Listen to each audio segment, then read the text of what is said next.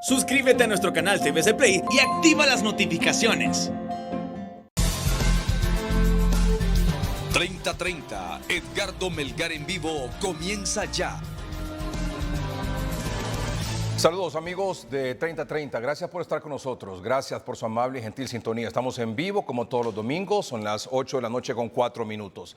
Tenemos más adelante aquí en el programa el doctor Omar Videa. Con el doctor Omar Videa algunos temas muy, pero muy delicados esta noche y que yo quisiera la atención de la familia completa, por favor, jóvenes, adultos mayores. Hay temas sumamente importantes, estudios recientes revelan unos datos que son realmente preocupantes y que nos deben de llamar la atención y que usted debe saber, que usted debe conocer, que usted debe estar bien informado. Así que más adelante con el doctor Omar Videa vamos a abordar estos temas. Por cierto, dos personas, dos hondureñas vacunadas con el esquema completo de vacunas, con anticuerpos, neutralizantes y están con neumonía. ¿Cómo llegaron a eso? Más adelante. Por eso los vacunados, atención, no se acaba el problema con la vacuna. Más adelante. También el tema del hongo negro. Hay un caso sospechoso aquí en Honduras, pero este hongo negro, que es la mucormicosis, no es nada nuevo en el país. Atención a esto. Más adelante con el doctor Omar Videa. Pero antes, es doctor en Derecho Constitucional. Me refiero al abogado Juan Carlos Barrientos. Abogado, buenas noches. Buenas noches, Edgardo. Un gusto saludarlo y saludar a su inmenso auditorio. Muchas gracias, doctor Barrientos. La primera pregunta para usted. ¿Es constitucional o es inconstitucional la creación de estas zonas especiales de desarrollo económico denominadas SEDE? Bueno, yo considero que son inconstitucionales y son inconstitucionales por varias causas, Edgardo, por varios motivos. El más importante para mí está contenido en el artículo 374 de la Constitución, que es el artículo que señala los artículos de carácter pétreo o irreformable que tiene nuestra Constitución. Estos temas son declarados irreformables por la Asamblea Nacional Constituyente que decretó la actual Constitución nuestra en 1982. Y dentro de este artículo 374 dice que usted no puede reformar nada que tenga que ver con el territorio. Ese tema está vedada su reforma y solamente se puede hacer a través de una Asamblea Nacional Constituyente o a través de un plebiscito o un referéndum, una consulta popular. Sin embargo, nosotros vemos que con la creación de las sedes se ha violentado este principio porque las sedes eminentemente tienen que ver con una zona especial del territorio nacional en el cual van a haber autoridades especiales, leyes especiales, disposiciones de libertad de impuestos, etcétera, etcétera, que violentan flagrantemente el principio de la inmunidad territorial que tiene nuestra Constitución.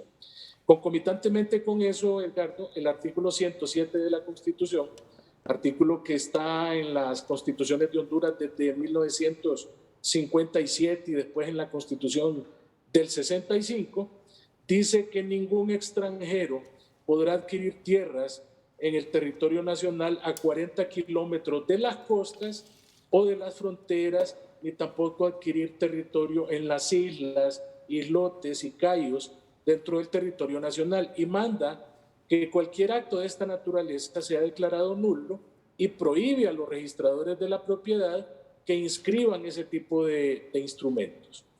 Por asuntos de turismo, se ha dado permiso a extranjeros, pero para que hagan arrendamientos por un plazo de 40 años renovables, pero en ningún momento dándoles la titularidad, el dominio de las tierras del territorio nacional.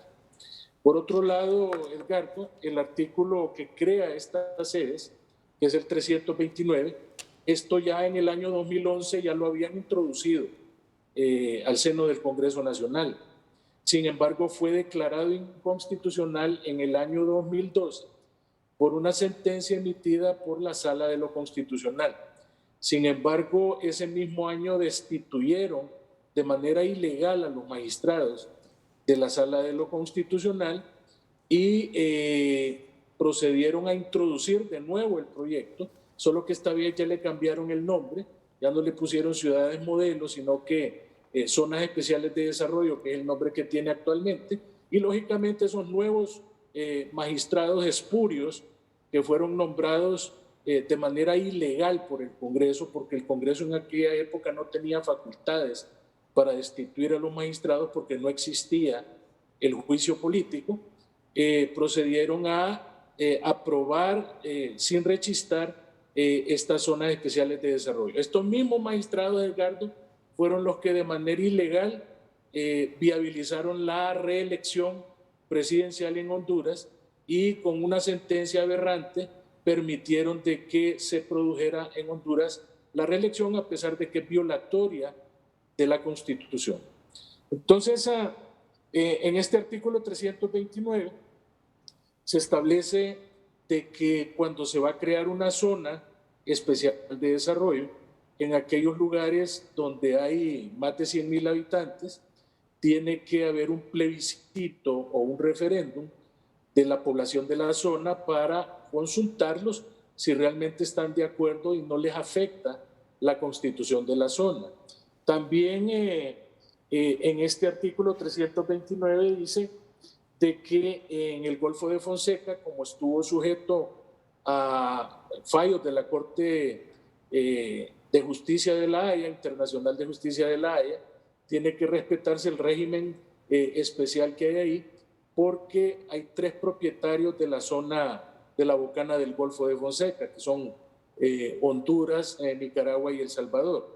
Pero lo más interesante, Edgardo, es que en esta zona, dice este artículo, estarán sujetas a la legislación, pero únicamente en los temas relacionados a soberanía, aplicación de la justicia, defensa nacional, relaciones exteriores, temas electorales y emisión de documentos de identidad y pasaporte. ¿Qué quiere decir eso?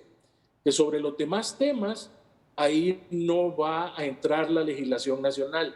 En temas penales, en temas civiles, en temas de tipo laboral, usted no va a poder aplicar ahí las normas hondureñas porque aquí en este artículo expresamente están liberando de la aplicación de estas normas a esas zonas. Por otro lado, en la parte final dice que los jueces que van a impartir justicia van a ser propuestos por las autoridades de la zona. Es decir, es algo inaudito porque la facultad de nombrar a los jueces de la República, según el artículo 313, le corresponde a la Corte Suprema de Justicia. Y esta no tiene por qué estar recibiendo nominaciones de parte de ninguna persona, ni natural, ni privada, ni nacional, ni extranjera, para hacer sus nombramientos. Y aquí hablan de que los nombramientos los va a hacer el Consejo de la Judicatura. Y ese Consejo de la Judicatura, quiero recordarle yo a su amable auditorio, fue derogado totalmente, de tal suerte que inclusive los miembros del Consejo de la Judicatura inclusive fueron objeto de persecución penal por gastos no autorizados en el funcionamiento de este Consejo. O sea que ni tan siquiera se ha producido una actualización porque, repito, ese Consejo de la Judicatura ya no existe. Lo otro preocupante, que lo ha señalado otros colegas, es el hecho de que, según versiones de las autoridades de una oficina nueva que se llama de Mejores Prácticas, que es la encargada de supervisar y supuestamente velar por el buen funcionamiento de estas sedes, en estas sedes se va a aplicar no el derecho civil que se aplica en el conjunto del territorio nacional, sino que van a aplicar lo que se conoce con el nombre del common law. El common law o derecho común es el derecho anglosajón, es el derecho que se utiliza en Inglaterra, en un montón de países asiáticos, en Australia, en Nueva Zelanda, países generalmente de habla inglesa. Y con estas prácticas prácticamente están desnaturalizando principios procesales y legales generales en materia civil, de contratación o en materia mercantil, que solamente ahí en esas zonas se van a poder utilizar.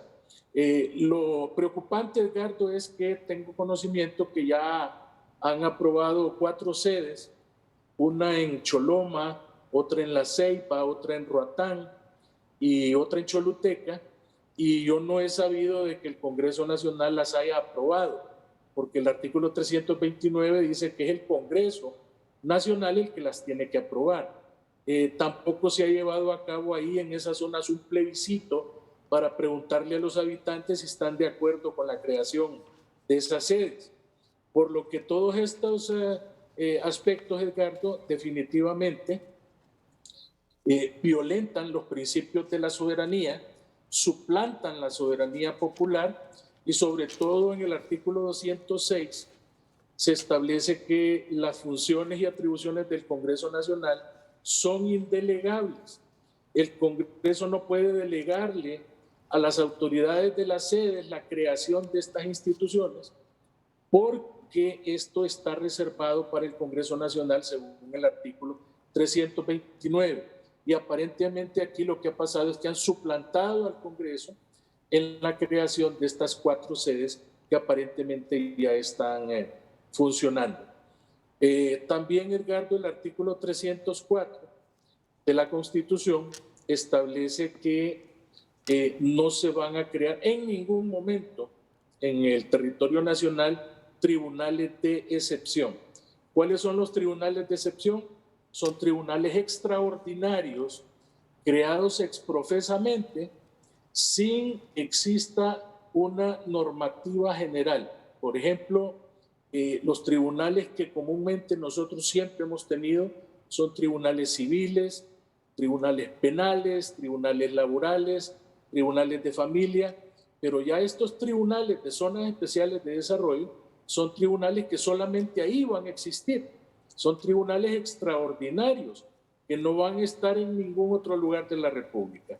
Por esa razón, se constituyen como tribunales de excepción que los tiene prohibidos expresamente el artículo 304 y que, sin embargo, al momento de crear estas sedes, le hicieron un agregado a este artículo diciendo están prohibidos los tribunales de excepción en todo momento, sin embargo, se permite que existan en las sedes, lo cual me parece totalmente inusual, incorrecto e ilegal, inconstitucional, porque si ya la Constitución le prohíbe una acción al Estado, no puede de ninguna manera crearse una excepción solo para complacer a ciertos sectores que en determinado momento están de acuerdo con estas sedes. Yo siento que esto crea para la inversión un riesgo, porque el día de mañana puede venir otro recurso de inconstitucionalidad por tanto aspecto que viola la Constitución en estas sedes, y cuando reviertan esa decisión van a enfrentar pérdidas económicas y esas pérdidas lógicamente las va a tener que soportar el Estado de Honduras, que es el que ha autorizado de manera ilegal la constitución de estas sedes. Por otro lado, en la parte declarativa, en el artículo 60 de la Constitución, ya para finalizar, dice que en Honduras todos somos iguales ante la ley, que no hay en Honduras clases privilegiadas, y con la constitución de estas sedes, donde la gente que invierta ahí no va a pagar impuestos, no va a tener trámites aduaneros, donde va a tener una total libertad y van a utilizar carreteras y van a utilizar puentes que fueron creados con fondos del Estado de Honduras, producto de los impuestos que todos los hondureños pagamos. Ellos van a utilizar de gratis todas esas infraestructuras y en determinado momento entonces van a convertirse en una clase privilegiada frente a los demás hondureños que no vamos a tener ese tipo de prerrogativas, Edgar.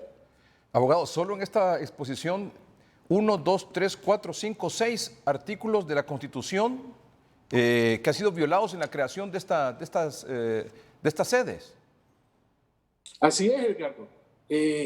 Y le voy a decir que es inaudito de que no haya un mayor movimiento social porque, repito, han suplantado al Congreso Nacional, han creado condiciones ultra excepcionales en el campo del juzgamiento, han hecho prácticamente caso mismo de la tradición jurídica hondureña para irnos a tradiciones jurídicas inglesas, y este tipo de cosas realmente, yo no estoy en contra de la inversión, Edgardo, pero al igual que la reelección debieron haberlo hecho por los caminos correctos, por los caminos constitucionales y dejar de seguir violentando la Constitución para crear o viabilizar instituciones que definitivamente están al margen del esquema constitucional. ¿Cómo se explica que esto haya pasado y haya transcurrido tanto tiempo y que esto esté vigente con esto tan claro como lo está planteando usted, doctor Barrientos, y que aquí pase esto sin que pase nada?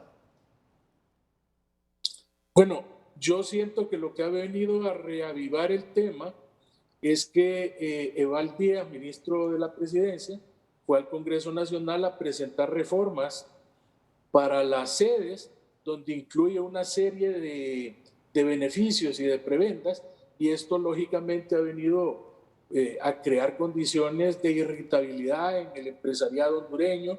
El COEP se ha pronunciado en contra, y entonces venimos a recordar de nuevo esto, porque recuerde, Edgardo, de que esto fue creado hace más de 10 años, y en 10 años aquí no ha habido una tan sola sede.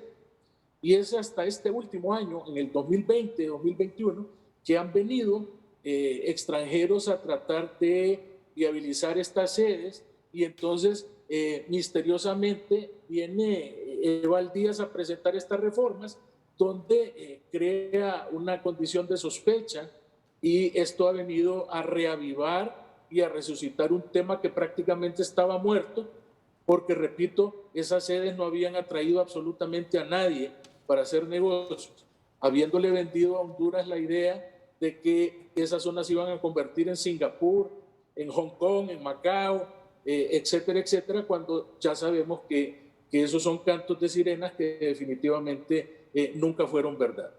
El recurso de inconstitucionalidad que se presentó ante la Corte Suprema de Justicia fue declarado no al lugar. Esto fue en 26 de mayo de 2014. Esta nueva Corte Suprema de Justicia no se ha pronunciado sobre ese tema.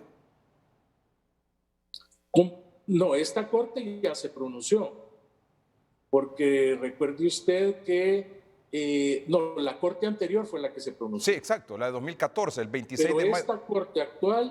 Esta Corte actual no se ha pronunciado al respecto, y estamos a la expectativa de ver si se van a presentar recursos y cuál va a ser el tratamiento que esta Sala de lo Constitucional le va a dar a este tema, porque, repito, es realmente asqueroso cómo han violentado la Constitución y cómo lo han hecho con total impunidad. Es asqueroso cómo han violentado la Constitución de la República con absoluta impunidad. ¿Qué frase es, abogado? A mí me da pena, Edgardo, tener que decir estas cosas, pero la verdad es que ya llegó el momento en que tenemos que levantar nuestra voz, así como lo hicimos cuando aprobaron de manera ilegal la reelección, cuando anduvimos peregrinando en diferentes medios de comunicación diciendo que eso era ilegal, que eso era violatorio. Ahora están tratando de resolverlo a matacaballo, sugiriendo poner cuartas urnas al momento de que se lleven a cabo los procesos electorales, cuando han tenido mucho tiempo para regularizar esa situación. De igual manera digo yo, ¿por qué no regularizar esto de las sedes?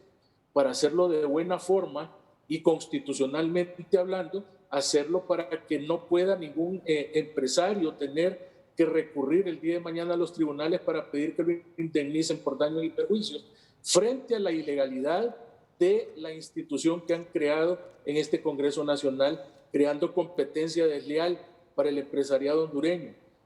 Ya definitivamente las empresas van a dejar de producir y van a formar sus propias sedes, porque ahí los tratamientos impositivos y tributarios van a ser totalmente al gusto de cada quien que vaya a pretender realizar alguna inversión en Honduras. Aunque la Corte anterior se haya pronunciado no al lugar a un recurso de inconstitucionalidad precisamente contra esta ley orgánica de la sede, igual se puede presentar otro y puede haber un fallo diferente.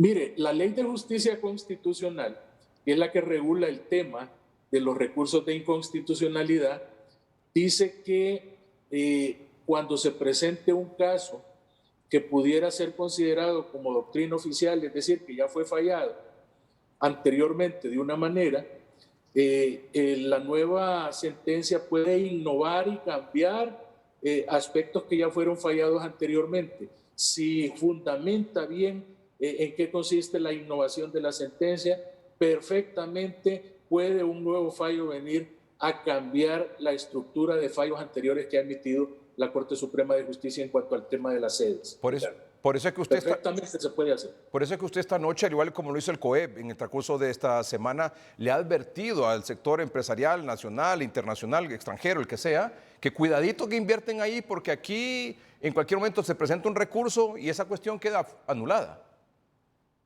Así es, y recordemos que las cortes no son eternas, Edgardo. Cuando hay cambios de corte y hay cambios de mentalidades y cambios de manejo en el tratamiento constitucional y de las leyes, también cambian las sentencias.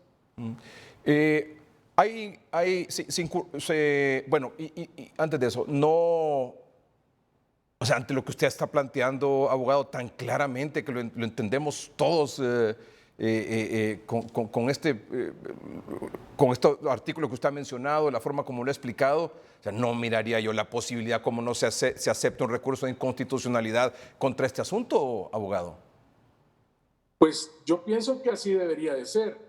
Definitivamente frente a la argumentación tan clara sobre estos temas, de repente venir y cambiar la estructura de la sede, darle, yo diría, un perfil más constitucional, porque repito, son cosas que en definitiva pudieran venir a incrementar la inversión extranjera o a potenciarla.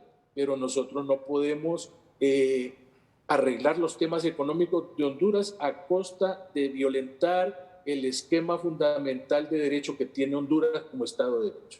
¿Se incurrió en delito al aprobar todo esto, abogado? Mire, el artículo 2 de la Constitución dice que la suplantación de la soberanía popular, en este caso se ha suplantado la soberanía popular, porque otro artículo más. Sí. Dice que la suplantación de la soberanía popular constituye delito de traición a la patria y este delito es imprescriptible, de tal manera de que la responsabilidad no prescribe nunca. Pasarán los años y la gente que cometieron estos desafueros violatorios de la Constitución seguirán siendo responsables, Edgardo, de haber cometido este delito. Vamos a un corte comercial. Doctor Juan Carlos Barrientos, un experto en Derecho Constitucional. Regresamos con un par de preguntas sobre este tema que realmente con esta explicación, doctor Barrientos, nos ha dejado tan claro como el agua este asunto. Ya volvemos.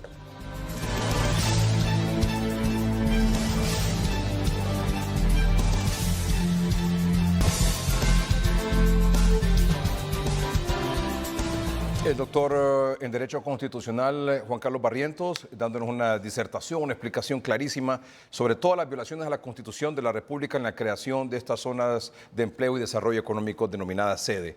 ¿Quién mandaría, quién gobierna en la sede, doctor?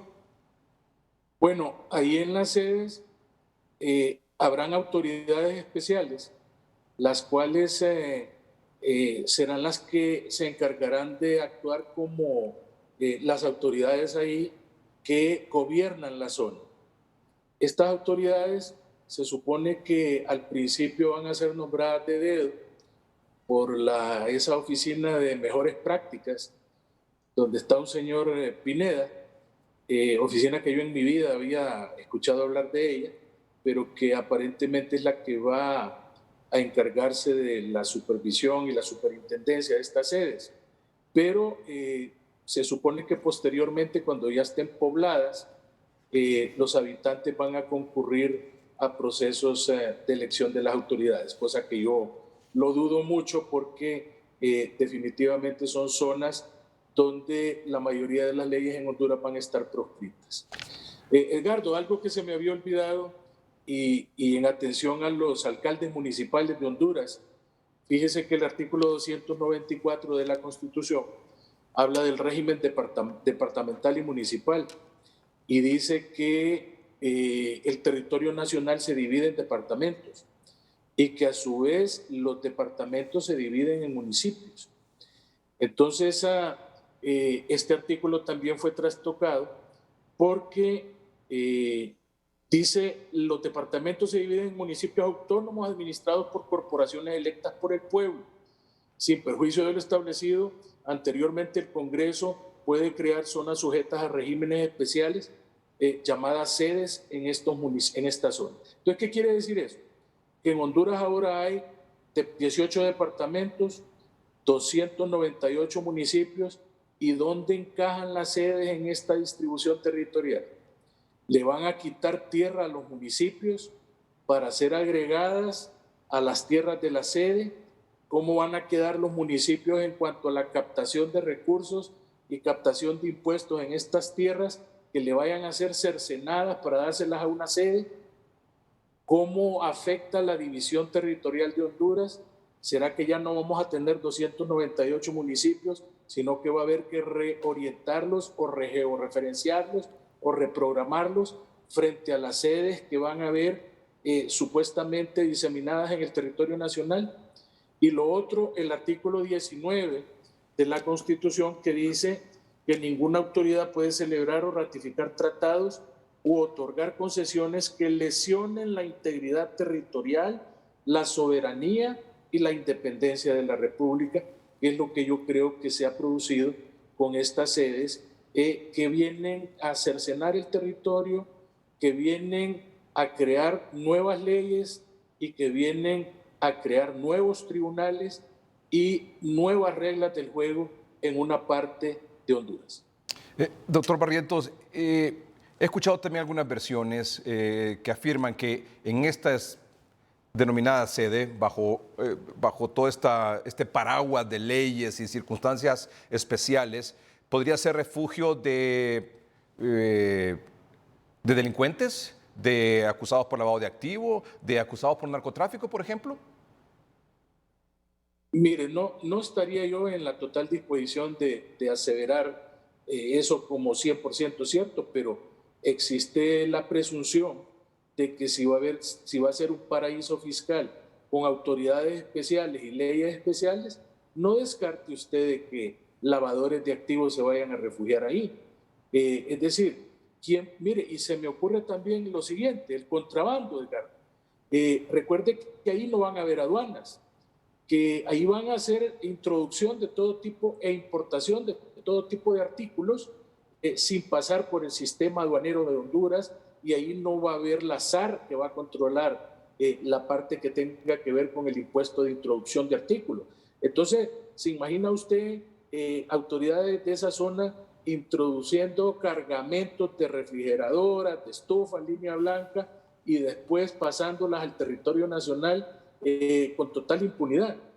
¿O se imagina usted de que ahí, como no se va a hacer la aplicación de todas las leyes en el campo mercantil o en el campo, por ejemplo, de la Comisión Nacional de Banca y Seguros, venga gente a abrir cuentas millonarias en dólares donde no le pidan explicación del origen de los fondos? O que de ahí una sede que esté ubicada, por ejemplo, en una costa, en la costa norte o en el Golfo de Fonseca, esté en un barco exportando productos prohibidos que no estén siendo objeto de control por parte de las autoridades hondureñas. Bien, hay un sinfín de presunciones, Edgardo, que podríamos establecer y que realmente son preocupantes.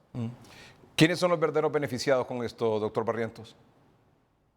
Pues ahí los verdaderos beneficiados son las personas que han contactado o que están contactando para que vengan a establecerse a Honduras bajo estos regímenes y que van a tener una serie de canonjías y privilegios especiales, y los patrocinadores de esto, Edgardo, porque aquí nada se hace de gratis, aquí todo tiene un costo. Hay funcionarios que inclusive les han puesto apodo, les dicen caseta de peaje, porque hay que pagar para poder pasar por donde ellos están. Entonces, este tipo de cosas, Edgardo, evidentemente, siento yo de que algún beneficio le tiene que estar produciendo a sectores que están animadísimos tratando de que este tipo de proyectos sigan adelante, y no les importa para nada pisotear ni la soberanía de Honduras ni tampoco la constitucionalidad del Estado de Derecho. Doctor, le agradezco mucho que haya aceptado esta conversación con el programa, con 3030. Creo que ha sido amplísima, tan amplia como clara, como transparente, absolutamente entendible para todos, y las connotaciones que esto trae. ¿Es posible que alguien pueda defender esto, doctor Barrientos, con todo lo que usted ha dicho? Yo he escuchado en los medios de comunicación a gente defendiendo esto y hablando. Miren, escuché a uno que es alcalde actualmente del partido de gobierno, no voy a decir el lugar porque no quiero herirlo, diciendo de que una sede era como la universidad, de que la universidad era autónoma y que ahí en la Universidad Nacional Autónoma de Honduras tenía sus propias leyes, sus propios principios, y que una sede era más o menos algo igual. Y yo me quedé asustado porque después dijo él en el programa en el que estaba que era abogado. Entonces dije yo, y esta es la gente que realmente salió de la Facultad de Derecho. Pero bueno, ni modos. Edgardo, quiero agradecerle mucho su gentil invitación y aprovechar para felicitarlo efusivamente por el 42 aniversario del mejor noticiero de la televisión nacional hoy mismo, el cual usted dirige con mucho acierto y profesionalismo, así como a sus productores, camarógrafos, reporteros y toda la gente que lo asiste ahí en ese programa. Que Dios los bendiga y sigan adelante con más éxitos. Gracias, doctor Barrientos. Y vamos a seguir conversando sobre este tema en el transcurso de la semana porque hay mucho que discutir, muchas cosas que usted mencionó a las que hay que darle seguimiento, por supuesto. Gracias, doctor Barrientos, de nuevo. Vamos a una pausa comercial en el programa, pero cuando regresemos el doctor Omar Videa con nosotros esta noche, él va a mostrar unas tomografías de hondureñas vacunadas con anticuerpos y con neumonía. 1, 2. Vamos a hablar de las eficacias de la vacuna. Vamos a actualizar la gráfica de las vacunas o del proceso de adquisición de vacunas en Centroamérica. Por supuesto, vamos a hablar de la mucormicosis, que es la enfermedad que produce este hongo negro. Existe la posibilidad que un paciente sospechoso hasta el momento, claro, y esta es la información oficial. Si usted ha escuchado otra cosa, lo oficial, la información es que hay una sospecha que probablemente esta semana se resuelva, en el sentido de que un paciente post-COVID desarrolló mucormicosis, el hongo negro, post-COVID-19. Sin embargo, la mucormicosis ya es una enfermedad que tiene años de estar aquí en Honduras. ¿Cuál sería la noticia? Que sería una secuela post-COVID. De confirmarse eso, obviamente esa sería la noticia. Pero la enfermedad ya existe, el hongo negro ya existe, la mucormicosis ya existe. ¿Y quién mejor que el doctor Videa para comentar este y otros temas? Ya volvemos.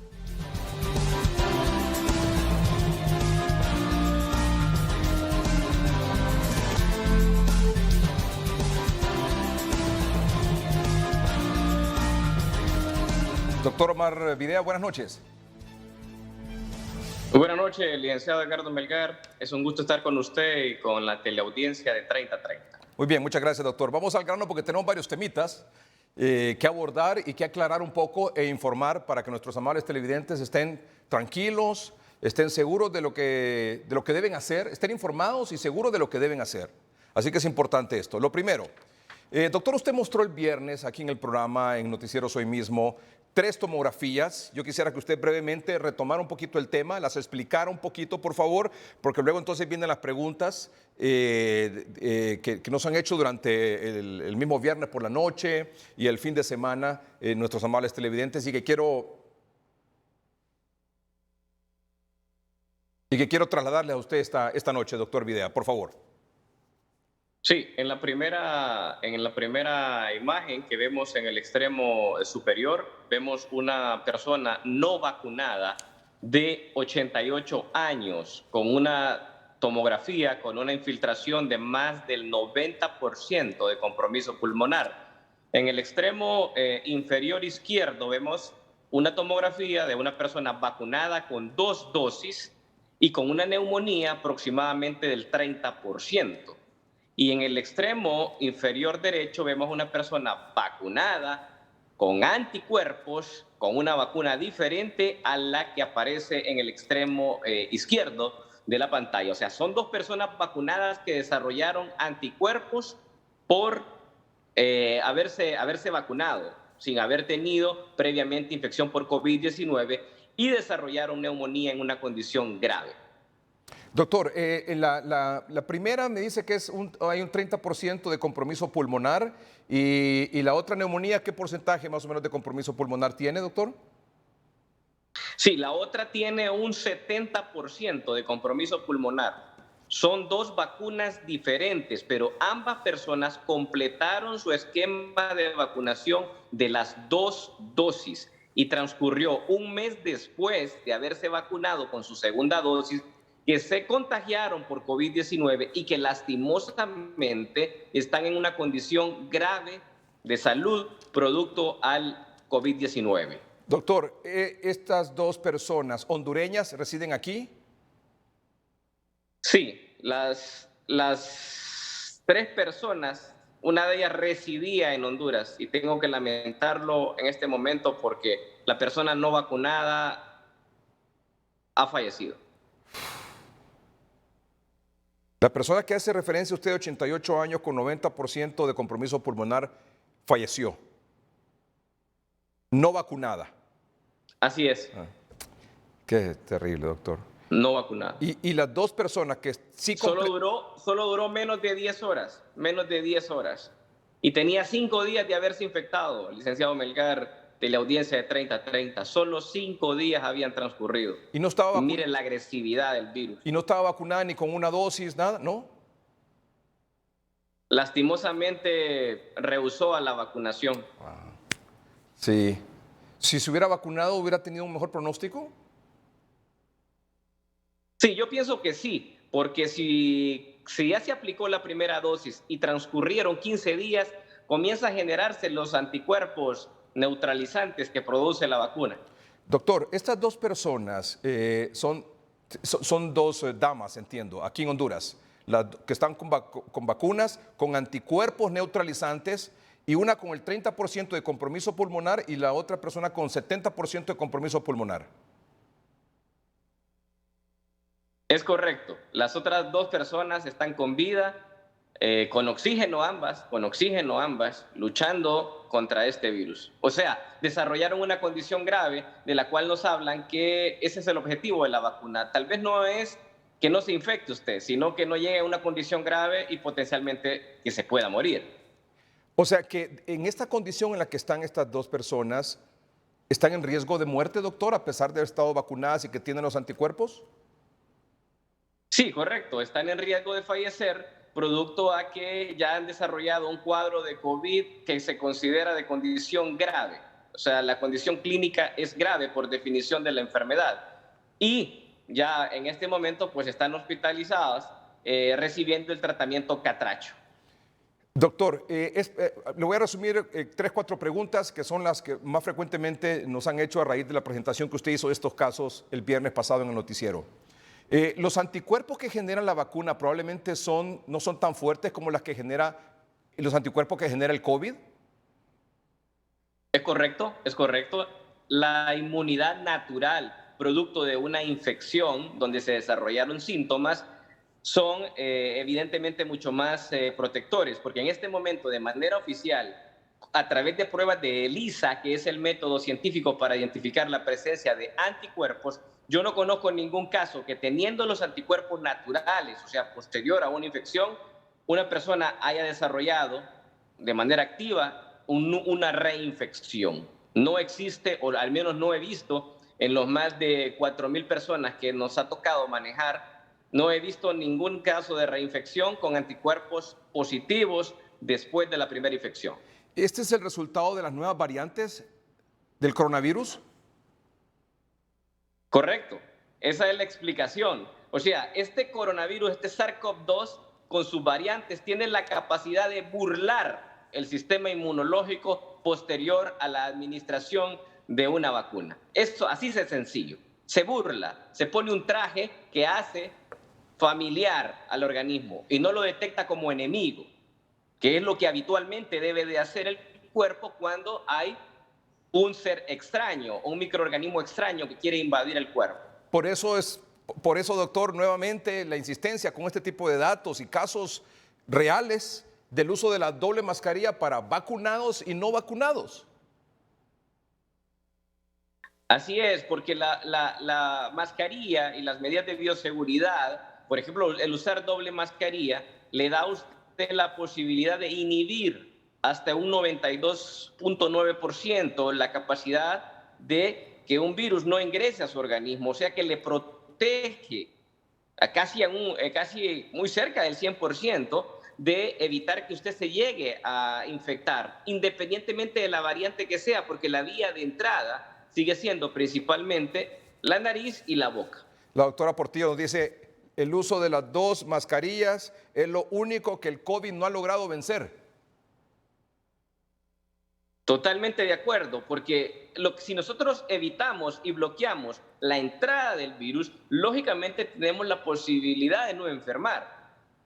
Una vacuna, si usted no guarda las medidas de bioseguridad, tiene un porcentaje. Ya hemos hablado desde hace 2 meses, estamos hablando de este tema, después de que en la literatura internacional se publicó la efectividad que las vacunas tenían ante las nuevas variantes. Aquí tenemos lo presentamos. Aquí está la gráfica. Aquí está la gráfica. ¿Sabe cuándo se presentó esta gráfica, doctor? Esta gráfica usted la presentó, creo que fue en mayo, a principios de mayo fue, doctor. El 8 de mayo. El 8 de mayo se presentó. El 8 de mayo fue presentada. Entonces, vean ustedes cómo está el reporte esto es a nivel internacional, ¿verdad? Este es un estudio internacional que revela la eficacia de las distintas vacunas en relación a las diferentes variantes que han aparecido, la del Reino Unido, la brasileña, la sudafricana.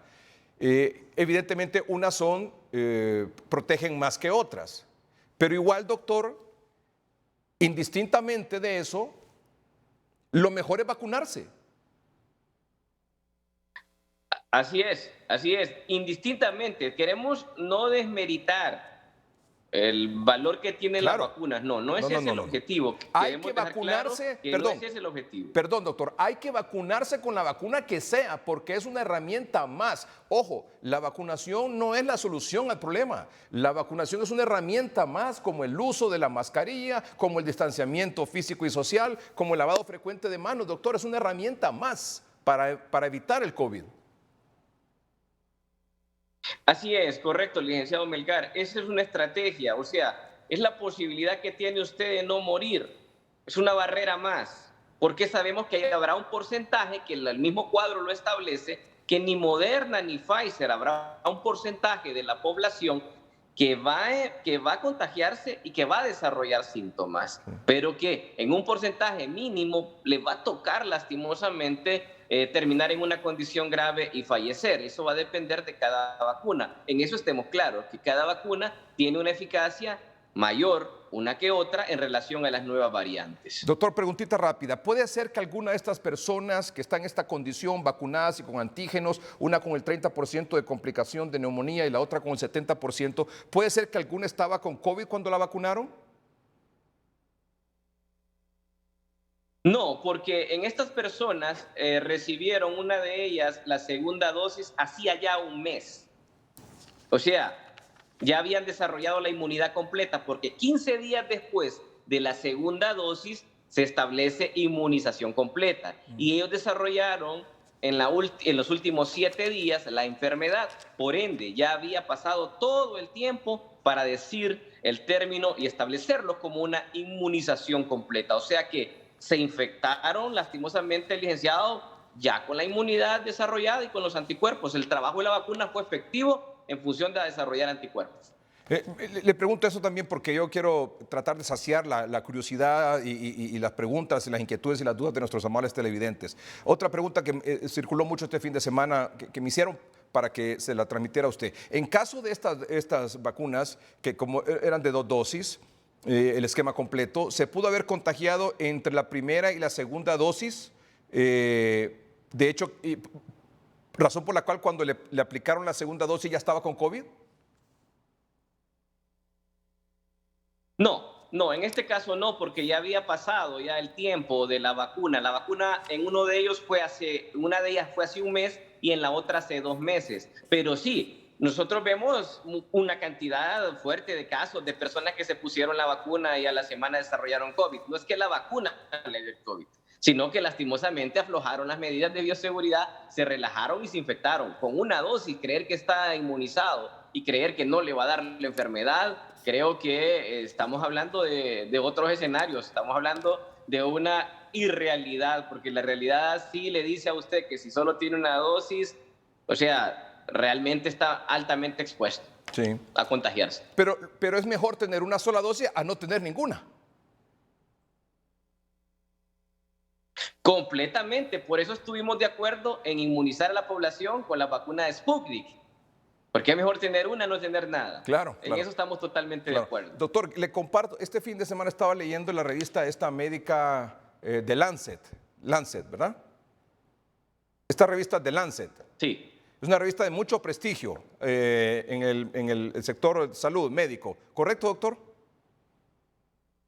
Es correcto, es una de las principales y en este momento han liderado con mucha literatura científica en relación a COVID-19. Bueno, estuve leyendo este artículo que está ahí en pantalla, se los vamos a compartir también a través de las redes sociales de Noticieros Hoy Mismo. No sé si el gremio médico lo habrá leído, algunos sí, otros no, pero se lo vamos a compartir porque es el resultado de un estudio, de hecho publicado el 3 de junio. 3 de junio ha sido publicado ese estudio y lo estábamos compartiendo con el doctor Videa y la doctora Silvia Portillo y llegamos a 4 grandes conclusiones en relación a lo que dice ese estudio. Si podemos las 3 pantallas y dejamos la portada del estudio en inglés para que sea más fácil la búsqueda, por favor.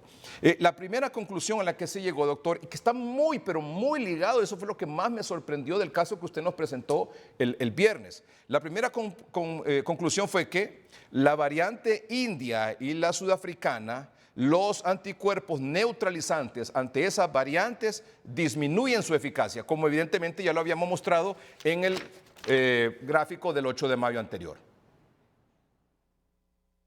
¿Verdad? Esa es una conclusión. Otra conclusión, poner solo una dosis ofrece menos protección, pero ofrece más protección si no se pone. Totalmente de acuerdo, necesario. ¿Sería peor adquirir una de esas variantes, como la de India, la sudafricana o cualquier otra, y no estar vacunado? Así es. Muy bien. Así es. Sería mucho peor la situación si se da bajo las circunstancias de tomar una variante de estas y no tener ningún grado de inmunidad. Sí. Otra conclusión de este estudio, doctor, hay que sopesar este asunto de prolongar mucho la aplicación de la segunda dosis, porque en ese tiempo de prolongar mucho la segunda dosis, en ese tiempo la variante se disemina más y muchas más personas no vacunadas estarían a merced de estas variantes y los vacunados con una dosis estarían menos protegidos. Así es, correcto. O sea, la inmunización debe de ser masiva, pero masiva lógicamente en el volumen, en la cantidad de personas a inmunizar, sino no masiva en el tiempo o en el tiempo que se va a tardar en hacerlo, sino que es inmunización masiva, es el concepto de la mayor cantidad de dosis que se puedan administrar en el menor tiempo posible para que colectivamente la población en ese 70% tan ansiado se pueda lograr la inmunidad, porque si no vamos a estar necesitando con los primeros casos que se vacunaron o las primeras personas que se vacunaron, un probable refuerzo cuando estemos, tal vez, diría yo, en un 30% de la vacunación. Y eso es lo que usted, mire, el protocolo internacional, doctor, eso es lo que establece. Lo vea por donde lo vea, vacunar a la mayor cantidad posible en el menor tiempo posible. Pero aquí estamos aplicando la dosis a la menor cantidad de gente posible en el mayor tiempo posible. Es decir, prolongando las pocas vacunas que se tienen, cuando esto debería ser un proceso rápido. Así es, esto debe ser un proceso que estamos contratiempo. Recordemos que la vacunación debió de haber iniciado en diciembre del año pasado. Y apenas a final de febrero, en la última semana, se colocaron las primeras dosis. Sí. Otra de las conclusiones, y hago esta relación a estas conclusiones que son como muy básicas, pero muy entendibles por todos, para que todos estemos claros. Hay otras conclusiones de tipo médicos, muy técnicas, pero estas son las que más nos interesa a la población. No se debe posponer tanto la vacunación, porque ya se ha visto que la gente mayor, que fueron los primeros en vacunar, ya van a necesitar un refuerzo, es decir, una tercera dosis. Totalmente. Si usted ve lo que se ha venido hablando, yo diría por los últimos 2 meses en el noticiero hoy mismo y en el programa 30-30. O sea, esto se ha dicho hasta en la saciedad. O sea, se ha analizado estos aspectos y las repercusiones que tiene una vacunación lenta y ante un virus que se ha fortalecido con sus nuevas variantes. Sí. Y cada vez nos sorprende aún más con estos casos que ahora vemos que son una realidad, no son casos internacionales, son casos de nuestro país que conviven con nosotros y le está ocurriendo una situación muy complicada al país. Dejamos el estudio ahí porque lo siguiente es la gráfica, doctor, de la actualizada de la llegada de dosis a Centroamérica. Esta está actualizada con hoy 6 de junio. Dosis recibidas, población total que podría vacunarse. Estas son en Centroamérica a fecha de hoy. El Salvador ya tiene, bueno, se mantiene desde del viernes con 2.7 casi 2.7 millones de dosis recibidas para vacunar al 21.6% de la población. Costa Rica ha recibido un buen lote este fin de semana, más de 200,000, para tener un 2.432.000 y pico de dosis para vacunar a un 24% de su población. Panamá, casi 1,5 millones de dosis para vacunar al 16.9% de la población. Guatemala ha recibido casi 1.979.800 para vacunar al 2.9% de la población y Honduras ha recibido 509.600. A fecha de hoy, Honduras ha recibido 509.600 dosis para vacunar al 2.6% de su población. Doctor Videa. Sí, lastimosamente es uno de nuestros talones de Aquiles y de lo que más estamos requiriendo en Centroamérica. Ustedes ven que constantemente tenemos que estar actualizando. En la mañana teníamos una tabla diferente, un gráfico diferente al de la tarde. ¿Por qué? Porque a Costa Rica llegaron 204,000 dosis de vacunas en horas de la tarde y ya están actualizadas en ese gráfico. O sea, Centroamérica se está moviendo y principalmente a la vanguardia en el liderazgo ha estado El Salvador, que un país en el cual se preparó con anticipación, como pues ya lo mencionó tanto el presidente de El Salvador, Nayib Bukele, como su secretario de Salud, donde se prepararon con anticipación y siguen, no solamente se quedaron en la preparación del año anterior, sino que siguen adquiriendo, siguen buscando alternativas para la adquisición de vacunas que tienen hasta para regalar a muchos municipios de nuestro país. 44,000 vienen para los 4 municipios de Islas de la Bahía, Ocotepeque y Choluteca, para 6 municipios. Comienzan a llegar el martes. Bueno, doctor, vamos a un corte comercial. La mucormicosis, que provoca el hongo negro, mucormicosis, ha estado por muchos años en Honduras. A quienes principalmente afecta es a los diabéticos, hombres y mujeres. Pero la noticia es que hay una sospecha en San Pedro Sula de un paciente que fue tratado en el hospital Mario Catarino Rivas. Mañana comienza un análisis para establecer y confirmar si ese paciente desarrolló mucormicosis, si ese paciente desarrolló mucormicosis como efecto del tratamiento COVID-19. La explicación cuando regresemos.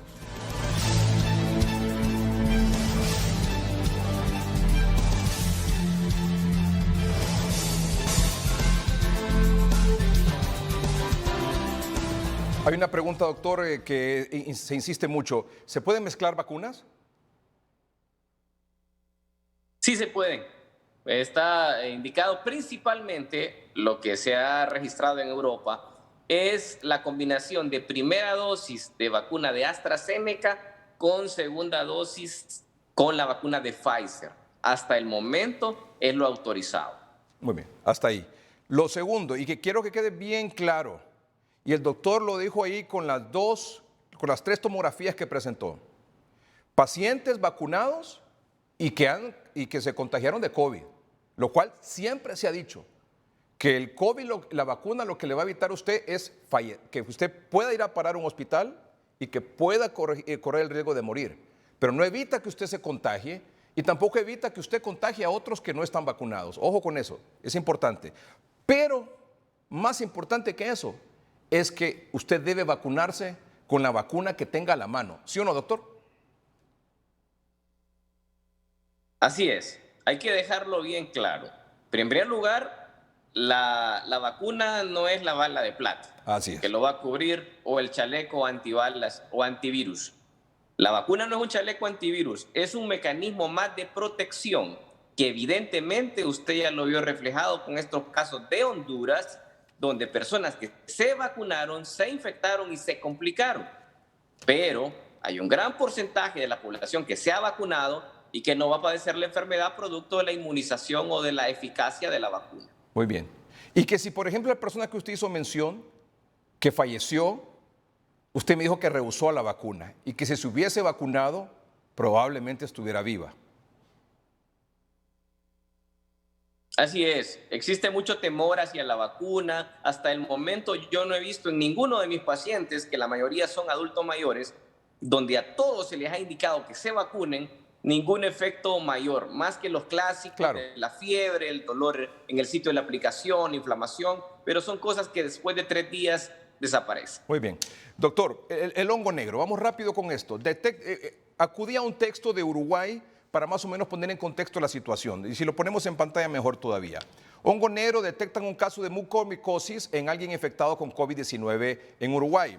Un hombre de 50 años que había superado la COVID-19 resultó infectado con el hongo que causa la mucormicosis. Según el diario, el infectólogo que está atendiendo al paciente indicó que el individuo, que padece además diabetes, comenzó a presentar signos de la infección por hongos unos 10 días después de haber superado la COVID-19. El paciente, que había sido internado en la capital, Montevideo, fue sometido a pruebas de laboratorio y estas confirmaron que estaba infectado con mucormicosis. El doctor señaló, sin embargo, que no es posible precisar si se trata del primer caso en Uruguay, porque la mucormicosis no se reporta como un hecho exclusivo entre los pacientes COVID-19. Lo importante no es la identificación de un caso, sino la advertencia de que el desgaste inmunitario que causa la COVID-19 puede dejar terreno fértil para otras infecciones. Doctor. Sí, efectivamente, estos son microorganismos, son hongos que han existido en Honduras, también hay que mencionarlo. La mucormicosis no es nueva. Aquí en Honduras se ha asociado, como en muchas partes en el mundo, a trastornos de la inmunidad, gente con bajas defensas, por ejemplo, las personas con VIH, SIDA. El detalle está en la relación que surgió en India y donde en este momento se tienen más de 12,000 casos en la India de COVID-19 con el hongo negro. ¿Por qué? Porque el COVID-19 disminuye el sistema inmunológico después de pasar la enfermedad. Las personas no mueren directamente de COVID como tal. En una unidad de cuidados intensivos se sobreinfectan de bacterias, de otro tipo de hongos y terminan padeciendo, pues perdiendo la vida. Entonces, el sistema inmunológico se ve debilitado después de haber padecido COVID-19 y después del día 14, mucho ojo, después del día 14 que termina la fase aguda, en la mayoría de los casos, en India, por ejemplo, desarrollaron la mucormicosis. Este hongo lo desarrollaron 14 días después de haber salido de COVID-19. O sea, se puede dar en la semana número 3 del inicio de los síntomas. Y se asoció principalmente, como usted bien lo describe, a personas con diabetes mellitus, porque la diabetes es una condición con la cual las personas tienen un sistema inmunológico debilitado, al igual que parte de los tratamientos del COVID-19 debilitan el sistema inmunológico, como el uso de esteroides. Son necesarios, salvan vidas, pero debe tenerse mucho cuidado con andarse automedicando con medicamentos tan clásicos como la prednisona y la dexametasona, porque ahora las personas quieren estar tomando esteroides en función de evitar complicarse, pero tiene que tener indicaciones claras de cuándo usarse estos esteroides, porque a la larga usted se salva del COVID-19, pero puede desarrollar el hongo negro que tiene una mortalidad del 54% si es tratado de manera temprana. Mucho ojo, 54% si lo tratan temprano. Y son tratamientos de 2 hasta 3 semanas hospitalizados los pacientes y donde se tienen que hacer procedimientos quirúrgicos para retirar lo negro, se llama hongo negro de hecho porque pone negra la piel alrededor de los ojos y eso tiene que quitarse y a veces tiene que quitarse el ojo porque si el hongo invade el ojo hay que quitar el ojo y parte de los huesos del cráneo porque este hongo migra de los senos paranasales, o sea, lo profundo de la nariz, al cerebro y a los pulmones. ¿Se pasa de persona a persona? No, la mucormicosis se transmite por las esporas del hongo que están en el suelo, en las plantas, en los alimentos fermentados o en descomposición, como lo son las frutas y las verduras, principalmente. ¿Y es decir, se adquiere la mucormicosis por una defensa inmunológica baja en el cuerpo? Pero el asunto es que el tratamiento del coronavirus con los esteroides, como lo que usted mencionó, sirven como una especie de combustible para esa mucormicosis, porque bajan el sistema inmunológico. Y si usted toma esos esteroides durante mucho tiempo, el riesgo es mayor. Totalmente, usted, así como lo ha explicado, es la forma correcta. Los medicamentos deben de ser indicados, estos esteroides, en el tiempo preciso y con la duración mínima en los tratamientos, porque si no, traen otras consecuencias. Al igual, licenciado Melgar, que hemos hablado del tema de las complicaciones vasculares. A los 3 meses hay un estudio en Estados Unidos donde se encontró una cantidad de personas que tuvieron COVID-19 que desarrollaron eventos cerebrovasculares, o sea, derrames cerebrales, infartos. ¿Y cómo se previene? Pues tomando aspirina, por ejemplo, una vez que ya ha tenido el COVID-19. Al igual, ¿cómo se previene evitar desarrollar este hongo? Se previene siendo muy cauteloso en el uso de los esteroides. Y los síntomas de este hongo, para que la gente se ubique, porque sí, son miles de preguntas que ya que se mencionó que está por confirmarse un caso en Honduras donde ya lo habíamos advertido y muchas personas creían que porque había en la India aquí jamás iba a ocurrir y tardó 1 semana y media después de que los noticieros hoy mismo dieron a conocer, fue el primer medio de comunicación que habló y advirtió de la posibilidad de que en Honduras se desarrollara este nexo de COVID-19 y la mucormicosis, más conocida como hongo negro. Hay dolor en el ojo, párpado caído, alteración de la visión y dolor de cabeza, y con cambios de la coloración oscura o negra en la parte de la órbita. Doctor, esos son los síntomas para que las personas lo identifiquen. ¿Qué pasa si en esta semana, mañana o el martes o esta semana, se confirma por parte de las autoridades que esta persona tratada en el hospital Mario Catarino Rivas en San Pedro Sula desarrolló la mucormicosis después del COVID o como secuela del COVID? ¿Qué pasa si eso se confirma? Bueno, lo primero que se tiene que hacer es una intervención, porque si el paciente estuvo hospitalizado, hay un caldo de cultivo en la sala donde estuvo.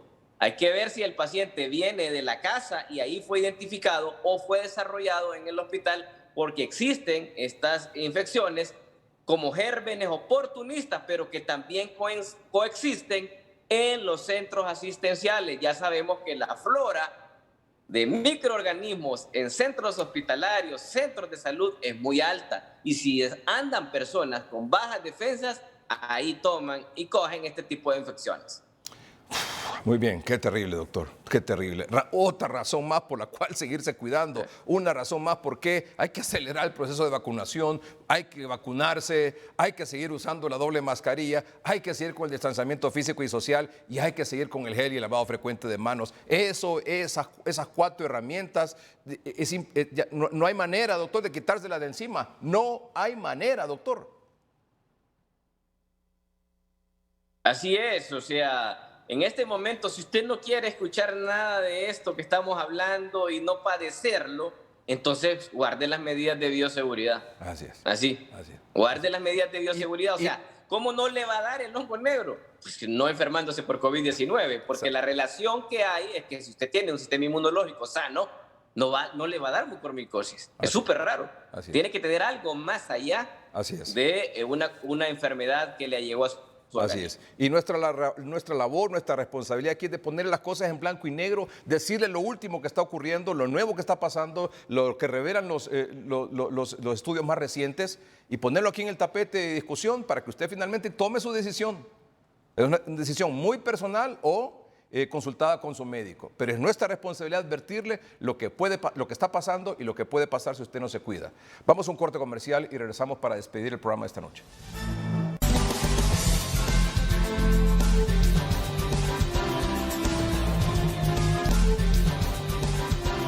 Doctor Videa, gracias por acompañarnos. En un minuto, por favor, doctor Videa, le comenté el viernes y se lo comenté hoy domingo. Hoy me llamó una señora, en este caso ella, el viernes era una señora llorando porque a su esposo y a su hijo con COVID le dijeron Remdesivir. Hoy me llamó una señora que ella y su esposo con COVID, él con oxígeno. También diciéndole el médico que los estaba tratando que en su casa Remdesivir. ¿Qué tiene que decir sobre eso, doctor? Sí, bueno, brevemente, el Remdesivir se demostró ineficacia, o sea que no funciona en las personas que tienen más de 7 días de estar con la enfermedad. Este, considerado un antiviral, pudiera tener una oportunidad el paciente de administrársele antes de los 7 días. Después de los 7 días, y si está en una condición grave, no funciona. No hagan gastar a las personas, por Dios santo, con un medicamento que en la fase después de los 7 días es ineficaz y están gastando una cantidad de dinero, y no solamente el dinero que cuesta, sino la angustia en la cual se están sometiendo los pacientes que constantemente consultan sobre este medicamento. Nosotros, en algunos casos, lo hemos utilizado de manera experimental junto al tratamiento maíz, pero en personas que vienen debutando con la enfermedad. Pero es bien difícil encontrar a alguien que tiene 2, 3 días de haber iniciado los síntomas. Sabemos que las personas, en su gran mayoría, consultan tarde, pero este medicamento a nivel hospitalario no tiene ninguna opción el paciente de recuperación por el Remdesivir. Hay que someterse a los protocolos, tenemos a Catracho, y en eso hay que basarnos en un paciente hospitalario y no estar desesperado porque angustian, y más que el costo, es angustioso porque la persona siente que si no le ponen el Remdesivir, se va a morir la persona. Y si se muere porque no hay Remdesivir en el país, entonces dicen, fue porque no le aplicaron el Remdesivir. Entonces se utiliza más como un placebo. Placebo es que a usted le pongan algo que sabe que no sirve, pero que como cuando se lo pone usted se siente bien. Y es psicológico. Por eso alguien me decía con sano juicio y con una analogía tremenda, me dice, tratar el COVID es como aterrizar un avión en Toncontín, no es para cualquiera. Así que, doctor, de nuevo, muchas gracias. Vacúnese, el mensaje para la población, vacúnese, por favor, cuando tenga la oportunidad, aquí o afuera, hágalo, por favor, número 1. Número 2, distanciamiento físico y social permanente, vacunado o no vacunado, use siempre el gel.